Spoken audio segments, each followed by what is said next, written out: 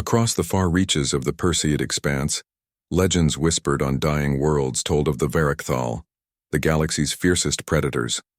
Towering bioengineered hunters, bred from a merciless warlord's ambition, they were death incarnate. 12 feet of muscle and obsidian armor, with eyes that pierced minds and claws that shredded starship hulls like paper. Entire civilizations had fallen to their claws in a matter of years, fleets reduced to cosmic graveyards. The Galactic Compact, once a sprawling coalition of 1,000 species, had been brought to the brink by the Varachthal's relentless hunger. Ships vanished without distress calls. Planets fell silent, their lights snuffed out like candles in a storm. Wherever the Varachthal prowled, fear was the language spoken. None dared resist. None survived. But Earth, Sol's third rock from the sun, was a curiosity to the galaxy. A backwater, a blue speck with no interstellar fleets worth mentioning. The Compact paid it no mind. No one predicted what would happen when the deadliest hunter met prey that refused to flinch. The Moralsin tore through Sol's upper atmosphere, its engines bleeding fire and smoke. Caesarin, war chief of the Varachthal's most feared hunting pack, gritted his teeth against the searing heat. The crash was brutal, but his pride was worse. An error like this could not be forgiven. Darkness swallowed the ship as it slammed into the thick canopy of the Amazon basin. The jungle roared with life, howling insects, distant thunder, the rustling of leaves. Caesarin forced open the hatch. His obsidian carapace scraped and scorched. He stepped into the alien wilds, silent, immense, and hungry. Predators were born to command, to inspire terror. Caesarin expected the jungle's creatures to cower. Instead, they watched with wary eyes. They did not flee. They did not roar. They simply observed. He stalked through the underbrush, muscles coiled for attack, senses sharp for the faintest heartbeat. But there was no fear here, only resilience. Hours later, when human voices pierced the jungle's heartbeat, Caesarin was ready. He crouched, claws glinting in the dim light. But the humans moved with strange precision and strange tools, nets woven from synthetic fibers, guns that hummed with energy. Before he could react, a net ensnared him, electrocuting his limbs into submission. He woke in darkness, bound by restraints cold and unyielding. The room smelled of metal and antiseptic. Fluorescent lights buzzed overhead. He tried to rise, but shock pulsed through his muscles. Through the glass, humans stared, not with terror, not with awe, but with cold scientific curiosity. He roared, a sound like the grinding of tectonic plates, but it only made them lean closer, scribbling notes. They whispered in strange languages, exchanged glances, and spoke of containment protocols and biometric scans. Caesarin was a god among beasts. He had crushed entire armies with his bare hands. Yet here, caged like a lab specimen, his dominance was irrelevant. Days bled into nights. Caesarin's mind churned, trying to understand these creatures. They did not recoil at his presence. They did not recognize his psychic calls, the subtle, invasive whispers he used to unnerve prey and subdue rivals. They looked into his eyes, steady and unblinking. Aiko arrived on the 7th day. She was young, no older than a human adolescent, with sharp eyes and sharper wit. She carried a toolkit, and where others brought weapons, she brought questions. "You're awake," she said with a smirk, crouching just beyond the edge of his cage. "We thought you'd be dead by now." Caesarin's instincts screamed to strike, but something about her, her fearless gaze, the way she laughed at his snarls, disarmed him. "You are not afraid," he growled. "Afraid?" Aiko laughed, the sound bright and clear. "We've survived worse than you, maybe even smarter." She poked at the collar around his neck, a device that suppressed his psychic abilities. With deft fingers, she reprogrammed the circuits, muttering equations and commands. "Why?" he demanded, voice low and rough. "Because we want to understand you. And maybe one day we might even teach you." From beyond the steel walls of the containment facility, news of the Varachthal's capture began to leak. Galactic spies and Smugglers whispered of Earth's unprecedented feat, a planet that refused to bow to the galaxy's deadliest predator. The compact stirred, uneasy. Whispers turned to worry. Because if Earth could capture one Varakthal without falling, what else might they be capable of? And somewhere, deep in the jungle shadows where the Maral Sin lay broken, Suzerain's fury grew, not just at being caught, but at something far worse, being seen as weak.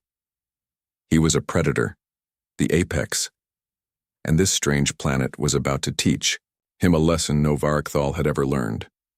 The hum of fluorescent lights echoed in the sterile chamber where Suzerain was confined. The walls were lined with thick, transparent panels, but no matter how often he slammed his massive fists against the reinforced glass, it did not break.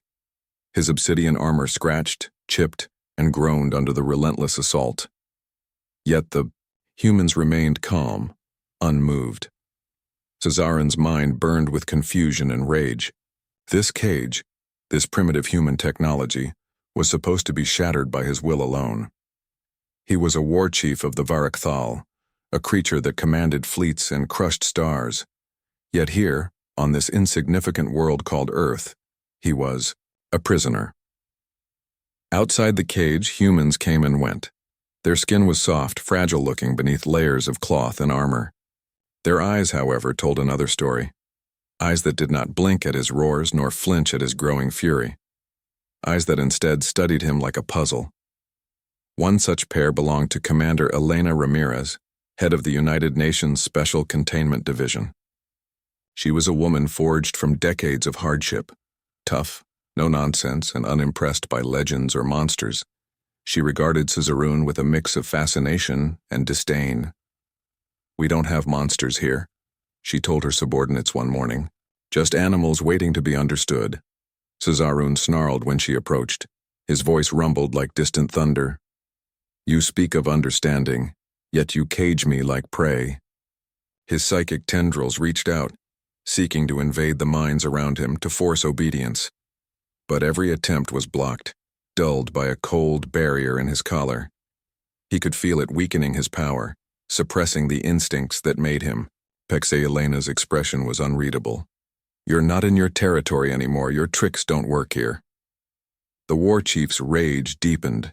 He tested the cage's limits, smashing with all his strength.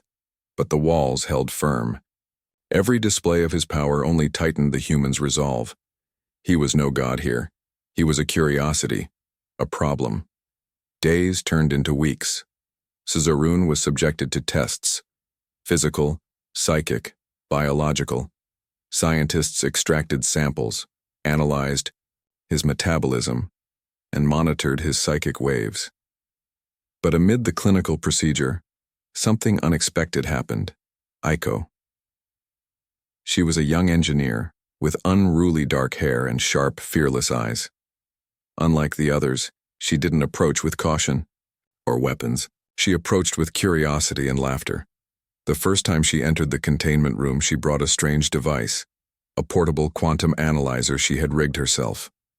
"What are you?" she asked him bluntly. Suzerain's eyes narrowed. "I am the terror of your kind, the hunter of 1,000 worlds." Aiko shrugged as if his words were nothing more than a bedtime story. "You sound like a bad myth. You don't scare me." Her laughter rang out, genuine and unafraid. That night, when the facility was quieter, Aiko slipped in again. This time, she carried a toolkit and moved directly to the collar around Suzerain's neck. "Mind if I borrow this for a bit?" she said, holding up a small device. Suzerain growled, muscles tensing to strike. "Relax," she said with a grin. "I'm not here to hurt you, just to see what makes you tick." Her fingers moved deftly, rewiring circuits, recalibrating frequencies. She explained what she was doing as if tutoring a stubborn child.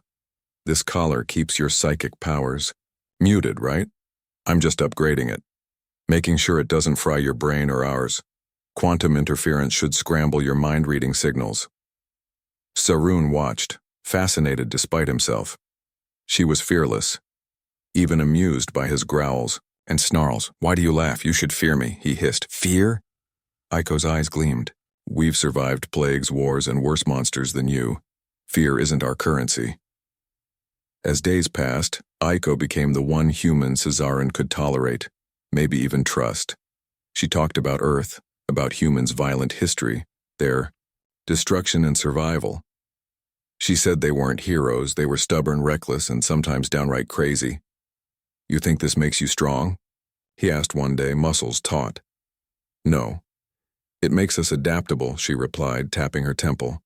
"We learn, we change, we fight smarter, not just harder." Cesarin found himself challenged in ways no prey had dared before. His instincts screamed, to dominate, but something about humans, this one in particular, made him hesitate. Beyond the walls, whispers spread through the galactic undercurrents. Earth had captured a Varakthal war chief. The news was met with disbelief and fear. If Earth could hold one, what could they do next? In the shadows, galactic powers plotted to learn Earth's secrets. For some, humanity was an inconvenient anomaly. For others, a potential ally or tool. Inside the containment facility, Cesaroon's fury simmered into something sharper, curiosity, and a grudging respect for these strange creatures who refused to bow. He was a predator used to fear. But here, he was just another captive, and that was a problem he intended to fix. Cesaroon paced his cage restlessly, claws scraping the floor in rhythms like thunder rolling over a battlefield. Weeks had passed since his capture, yet the humans remained unmoved by his intimidation. His psychic tendrils, once sharp as blades, cutting through the minds of prey and rivals alike, now met an invisible barrier. They could not reach into these humans. They could not invade. He narrowed his eyes, studying them, these fragile, unarmored beings who stared back without flinching. The Varakthal were bred to inspire terror. Their mere presence shattered minds and wilted wills. But these humans looked through him, as if he were a ghost. In the observation chamber beyond his cell, Elena Ramirez watched the war chief with an expression halfway between fascination and disbelief. "He's powerful, no doubt," she said to Aiko during one of their briefings. "But he can't touch our minds. His psychic influence is blocked or ignored. It's unprecedented."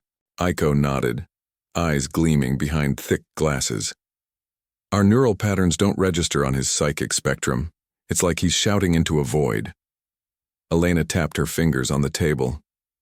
"That means his greatest weapon, his terror, is useless here." Back in the cage, Cesaroon decided to test the limits of this strange human resistance. His mind stretched outward, seeking the faintest pulse of fear or submission in his captors. Nothing. No hesitation, no faltering. Only steady, unwavering gazes that met his own without the slightest tremor. He growled low in his throat, a sound that once crushed entire star fleets, but the humans did not recoil. Instead, a group of soldiers approached, faces calm behind. Advanced helmets. They surrounded his cage, weapons ready but not raised. One stepped forward. Lieutenant Yara, a battle-hardened veteran with ice in her eyes. "You're dangerous," she said evenly. "But we're not afraid." Cesarin stared, her down. "You should be." She smiled, almost pitying. "Fear doesn't work on us. It never has." His frustration grew. The Varakthal were born from death and chaos, bred to dominate through fear and psychic conquest. But here, none of it mattered. Cesaroon realized the humans' minds were like steel walls, impervious to his influence. His presence, his legacy, his psychic roar, all silenced. It was a revelation that rattled him more deeply than any wound. That night, the war chief lay in his containment cell, staring at the cracked ceiling as distant storm clouds rumbled overhead. The jungle beyond whispered secrets he could no longer read. His thoughts churned with unfamiliar doubt. "Why do they not fear?" he whispered to the darkness. Eiko's voice echoed in his memory. The way she laughed, the way she stared fearlessly into his eyes. He clenched his fists. Fearlessness was not weakness, it was a weapon, sharp and unpredictable. In the days that followed, the humans pushed further. They brought in more scientists and soldiers, each studying him with the detached precision of hunters observing a strange beast. They recorded his movements, scanned his brainwaves, and challenged him with puzzles and tests. One test was simple yet maddening, a maze constructed inside his cell, designed to simulate hunting terrain. Caesarun expected to crush it with brute force. Instead, he found that brute force was useless. The humans had engineered traps and tricks that countered even his legendary instincts. More perplexing was the humans' behavior. They did not panic when he roared. They did not plead when he threatened. They spoke calmly, negotiated like equals, or sometimes like teachers to a student. Aiko became a constant presence, her fearless chatter a thorn in his pride. "You think this makes you strong?" she asked during one visit. "Maybe it does, but it's more than that." Caesarun's eyes burned. "Explain. We don't just fight to win battles, we survive by changing. We learn. We adapt." She smiled slyly. "You expect prey to break. We expect prey to fight back." Caesarun's mind flickered with memories of countless hunts, prey running in terror, bending to his will. But here, he faced prey that stared back. That did not fear him. That learned his weaknesses and exploited them. His rage turned to grudging respect. Humans were unlike anything he had faced. Meanwhile, news of Earth's handling of Caesarun spread through the Compact's clandestine channels. The galaxy was abuzz with speculation. Earth defies the Varakthal? Earth has secrets no one understands. Galactic leaders sent emissaries, spies, and mercenaries to investigate, but Earth's response was simple and defiant. "We'll teach you how to survive." Caesarun's captivity had become more than imprisonment. It was a crucible. He was the apex predator, broken not by chains or weapons, but by something far harder to overcome: indifference, defiance, and the cold, unyielding eyes of humanity. The sterile silence of the containment chamber was broken only by the soft humming of machines and the steady breathing of the captive war chief. Caesarun lay still on the cold metal floor, muscles tense yet controlled. For the first time since his capture, his mind was not racing with rage or despair. It was calculating, absorbing. He had learned something Earth's inhabitants had drilled into him over weeks of captivity. Brute force and psychic domination were not the only paths to survival. Aiko stepped through the heavy door, her boots clicking softly. She carried a tablet, its glow casting pale light across the war chief's rugged features. "Ready for another lesson?" she asked, crouching near the cage. Caesarun's gaze sharpened. "I am not your pupil." "Maybe not," she smiled.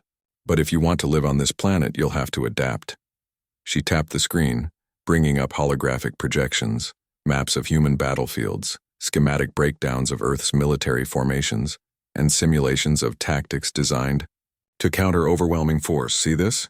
she said, tracing a finger along a swirling pattern of human squads. "It's called combined arms. We use every tool we have: infantry, vehicles, air support, even cyber warfare. You can't just smash one part. The whole system fights back." Caesarun watched intently, recognizing the logic in the strategy. The Varakthal fought with overwhelming strength and psychic terror. But here, the humans wove their defenses like a web, each part supporting the other, plugging weaknesses, striking with precision. "Your kind is strong," Aiko continued, "but we're smarter. You rely on instinct and fear. We rely on planning and unity." Caesarun's growl was low, reluctant. "Instinct is survival. Instinct without strategy is suicide," she replied. "Let me show you something else." She brought up another simulation, an ambush deep in a jungle not unlike Caesarun's crash site. A Varakthal hunting pack, fierce and brutal, charged headlong into an unseen human force. Yet the humans waited, hidden and patient, using terrain, traps, and coordinated fire to whittle down the attackers. The simulation ended with a crushing defeat for the Varakthal. Ciceroon's eyes narrowed. He had lived this nightmare in real life. He knew the power of that ambush all too well. They adapt quickly, Aiko said quietly. You fought us and found weaknesses. We learn and close them. It's an endless cycle. For the first time, Caesarion felt a pang of doubt, an unsettling realization that his usual dominance might no longer be enough. Aiko leaned closer, voice soft but firm. If you want to survive here, you need to learn their way. Days turned to weeks as Caesarion endured not only physical restraint but mental training unlike any Varechthal had experienced. Aiko introduced him to puzzles and simulations, games of strategy, patience, and adaptability. Each exercise was a lesson in restraint, observation, and innovation. The war chief struggled. His instincts screamed to charge and dominate, but the humans insisted on discipline and cunning. Slowly, grudging respect grew between predator and prey. Meanwhile, word of Earth's handling of Ciceroon spread through the Galactic Compact like wildfire. The message was clear. Humanity had tamed a Varechthal war chief not by fear or brute strength but through intelligence and unyielding will. Many were skeptical, some openly hostile. An envoy from the Draken Empire, a species known for their ruthless militarism, arrived under heavy escort. You imprison a god and speak of teaching it? Their leader sneered during a tense meeting. Fools! You do not understand the power you hold, or the dangers. Elena Ramirez met the envoy's gaze steadily. We understand enough to know fear alone does not protect us. Back in the containment chamber, Ciceroon's transformation was quietly unfolding. No longer a creature of raw rage and instinct, he was learning the cold calculus of survival on Earth. He observed Aiko and her people, how they worked together, how they sacrificed and endured. He thought of his hunting pack, the ruthless violence they embraced, and he wondered if there was strength in something else, something beyond sheer power. One night, Aiko stayed late, watching the war chief as he studied a hollow map of the Amazon basin. Thinking? She teased. Ciceroon's deep voice rumbled. Learning, it is different. Aiko smiled, a flicker of warmth in her eyes. Good, because Earth is no place for the old ways. The predator and the human locked eyes, an unspoken truce forming in the vastness of the galaxy. The deadliest predator had met something it could not kill, the unyielding spirit of humanity. And in that meeting, the tides were shifting. The nights on Earth were strange to Caesarion. Not just the unfamiliar stars, but the eerie quiet that stretched beyond the jungle canopy. The war chief lay in his containment cell, muscles coiled like a spring, mind restless. His days were filled with new lessons, but his nights were haunted by memories of the hunt, his pack, the blood-soaked battles across alien worlds, the raw thrill of dominance. But here, those memories felt distant, like a different life. Aiko's voice stirred him from his thoughts. Ready for today's test? She asked, pushing open the heavy door with a grin. Caesarion rose, the sound of his armor echoing against the steel walls. He followed her to a reinforced training arena, an artificial jungle rigged with sensors, traps, and tactical challenges. This is where you learn, Aiko said, gesturing around the space. Not just to fight, but to think. The arena was designed to simulate a real hunt, but with a twist. Hidden snares, shifting terrain, drones simulating enemy combatants. Caesarion's instincts screamed to charge in, overpower anything that moved. But Aiko's voice cut through his fury. Patience, observe, adapt. His first attempts were chaotic and brutal. He smashed through traps but triggered others, wasted, energy chasing illusions. Aiko watched with patient eyes, then offered quiet advice. Use your senses. Look beyond what's obvious. Plan your moves. Days passed in this brutal dance of trial and error. Ciceroon's raw power remained, but his tactics grew sharper, more precise. He learned to anticipate, to hold back, to turn traps against their creators. Aiko was his harshest critic and unexpectedly, his guide. One evening, as the sun dipped below the horizon, Caesarion finally completed the course without triggering a single trap. He turned to Aiko, muscles tense but eyes calm. I am learning. She smiled, pride softening her gaze. You're not just surviving, you're evolving. But change did not come without consequences. Word of Caesarion's captivity and Earth's defiance reached the Varakthal High Council, a brutal ruling elite who had ruled the galaxy through fear and psychic terror for millennia. They sent emissaries, demanding his return, or war.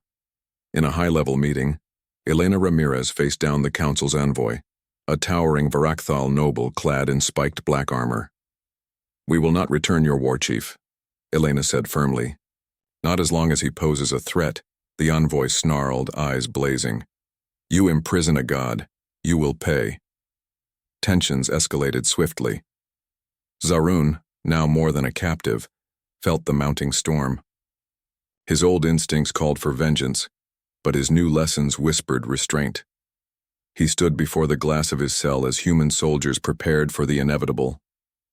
Outside, a fleet of Varakthal warships darkened Earth's skies, weapons charged, and ready to unleash destruction.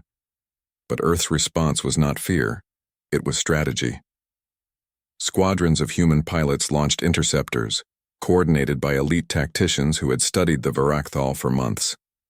The battle was brutal. Explosions tore through the upper atmosphere, starships dancing between fire and debris. Human ingenuity met Varakthal ferocity head-on.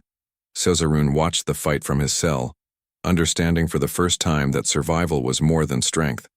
It was unity, adaptability, and heart. As the warships fell one by one, the Varakthal Council was forced to negotiate. A new understanding began, a grudging respect forged in the fires of conflict. Back in containment, Aiko approached Caesarune with a rare softness. You've broken the hunt, she said. Not just for yourself, but for your kind. Caesarune's gaze softened, the predator and pupil now intertwined. In strength, there is survival, he rumbled. But in change, there is victory. The galaxy watched as Earth, a planet once dismissed, stood tall against the fiercest predator. And in that victory, humanity's true power was revealed, not in fear or domination, but in the fire of evolution. The silence in the containment chamber was thick, no longer heavy with rage but charged with a new kind of tension. Caesarune stood tall, muscles rippling beneath his sleek obsidian armor, eyes sharp and thoughtful. The war chief had changed, not just in body, but in spirit. Aiko entered quietly, carrying the same tablet she had used to teach him strategy and tactics. Today, though, she bore no lesson, only a question. Are you ready to speak? She asked softly. Caesarune's voice rumbled like distant thunder. I have learned much. Now I must choose. For the first time since his capture, the war chief was not a prisoner. He was an envoy. The Galactic Compact had convened a special summit to address the unprecedented situation. A Varakthal war chief who had survived Earth's trials and was willing to negotiate. Elena Ramirez and Aiko stood by as Caesarune was escorted through a hall of alien dignitaries, species from every corner of the galaxy, watching with curiosity, suspicion, and awe. At the summit, Caesarune's presence commanded attention. The fearsome predator who once tore across star systems was now calm, his voice steady.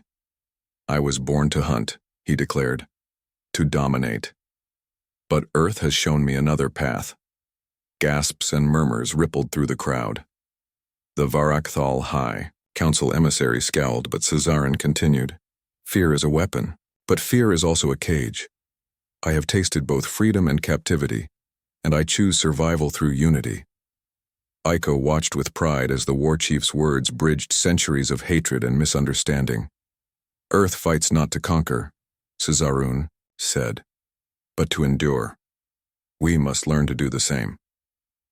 The compact leaders debated fiercely. Some welcomed the war chief's pledge, seeing it as a chance to end cycles of violence. Others doubted his sincerity, fearing it was a ruse.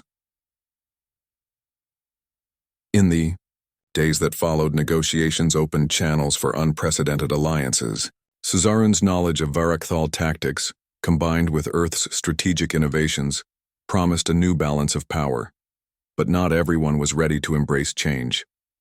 Back on Earth, Aiko and Elena worked tirelessly to prepare for the challenges ahead. The war chief had become a symbol, not just of defeat but of transformation. "We've broken more than a cage," Elena said. "We've shattered old fears." Aiko nodded. "And now we build something stronger." Cesarun spent hours in quiet contemplation. He was no longer just a predator. He was a bridge between worlds. He thought of his pack, of battles won and lost. He understood now that strength alone was not enough. Survival required something deeper: trust. One evening, in the lush garden of the containment facility, Aiko approached Cesarun with a ceremonial blade, ornate, etched with symbols of both human and Varakthal heritage. "This is an oath," she explained, "a promise to protect, to fight alongside us, not as a prisoner, but as an ally." Cesarun accepted the blade, the weight both foreign and powerful in his hands. "I swear," he said solemnly, "to stand with humanity, to honor this new path." News of the oath spread throughout the galaxy, shaking old alliances and inspiring new hope. Earth was no longer a backwater world. It was a beacon of resilience and change. Yet the path forward was not without danger. Shadowy. Factions within the Varakthal Council plotted rebellion. Old rivalries simmered beneath the surface. Cesarun knew the hunt was far from over, but now he hunted for a future where predator and prey could coexist. As the summit ended and Cesarun prepared to leave Earth's orbit, he looked back at the blue planet below. It was not the hunting ground he had known. It was something new, and in that new world, he would fight not just for survival, but for a legacy that transcended fear. The Great Hall of the Galactic Compact was filled with an unprecedented sense of anticipation. Representatives from countless star systems gathered, eyes fixed on the imposing figure at the center. Cesarun, the once feared Varakthal war chief, now Earth's unexpected ally. His towering form cast a long shadow, but it was no longer one of dread. It was a symbol of change. Elena Ramirez stood beside him, her expression a mix of pride and resolve. The journey had been long and perilous, but the hard-won peace was finally within reach. Cesarun's voice echoed through the chamber, deep and commanding, yet tempered with a newfound humility. "For centuries my kind ruled through fear and power. We hunted without mercy, crushed resistance without remorse. But Earth showed me that strength alone is not the path to survival. It is wisdom, unity, and trust." A hush fell over the assembly. "Today," he continued, "I stand not as a conqueror, but as a protector. I pledge to honor the alliance forged in fire and iron, between humanity and the Varakthal, between predator and prey." The Varakthal emissaries exchanged uncertain glances. Some clenched fists, others nodded slowly, realizing that the future demanded a new way. Elena stepped forward. "This alliance will not only preserve peace, but build a stronger galaxy. Together we can face threats no one species could withstand alone." Outside the compact's towering spires, Earth's blue-green orb shone brightly, a testament to resilience and hope. The warships that once threatened annihilation were now flying in formation beside human fleets, a symbol of unity. Months passed, and Cesarun took on a new role, not as a prisoner or prisoner's prize, but as a commander and ambassador. He trained alongside human officers, sharing Varakthal battle wisdom while embracing Earth's tactics of adaptability and cooperation. The predator who once stalked the galaxy as a solitary god now fought shoulder to shoulder with his former enemies. In the dense Amazon jungle where it had all begun, Aiko and Cesarun walked side by side. The scars of captivity were fading, replaced by mutual respect. "You've changed," Aiko said softly. Cesarun nodded. "I have learned that true strength comes not from domination, but from choice." Aiko smiled. The galaxy will never be the same. The Alliance faced new challenges: rogue factions resistant to peace, alien marauders emboldened by the shifting balance of power. But the United Front stood strong. The Varakthal war chief who once inspired fear now inspired hope. In his private quarters aboard Earth's flagship, Cesarin held the ceremonial blade once gifted by Aiko. He traced the etched symbols, reminders of his oath and the path he had chosen. He thought of his pack, the countless battles, the darkness of his past, and he vowed to forge a new legacy. On the far edge of the galaxy, whispers spread of a predator tamed, not by chains or fear, but by the indomitable will of humanity. The galaxy's fiercest predator had bowed down, not out of weakness, but out of respect, and the knowledge that sometimes the greatest hunt is the one for a better future. The end